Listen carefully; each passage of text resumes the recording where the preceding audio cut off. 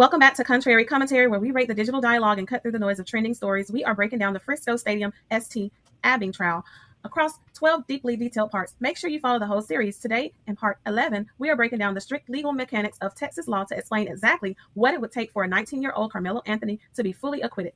For the jury to return a verdict of not guilty, the defense doesn't actually have to prove Karmelo's innocence. Under Texas Penal Code, because the defense successfully raised the issue of self-defense, the legal burden shifts to the state. Prosecutors must completely disprove self-defense beyond a reasonable doubt. To win an acquittal, the trial evidence must satisfy three strict pillars of the law.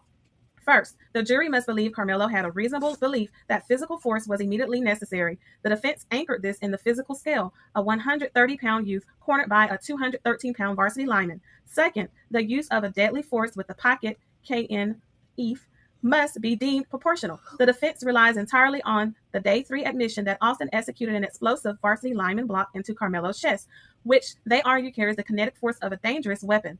Finally, the jury must conclude Karmelo was not the legal aggressor. If they believe the storm delay gave him a right to be in the tent and that he didn't deliberately bait the assault, Texas Stand Your Ground law mandates a total acquittal. Demanding a total walk-away acquittal on a self-defense claim forces a jury to weigh the letter of the law against a tragic loss of life.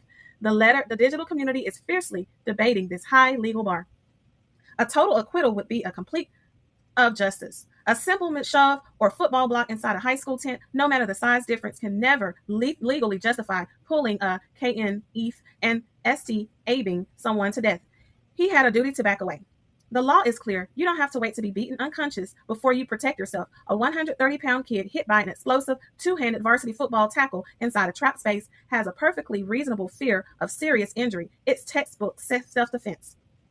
Legally, the statutory architecture of self-defense in Texas places a heavy burden on the state once the defense crosses the initial evidentiary threshold. The state must satisfy all elements of the primary offense while simultaneously demonstrating beyond a reasonable doubt that at least one pillar of the self-defense statutory justification, reasonable belief, proportionality, or non-aggression was completely absent during the event.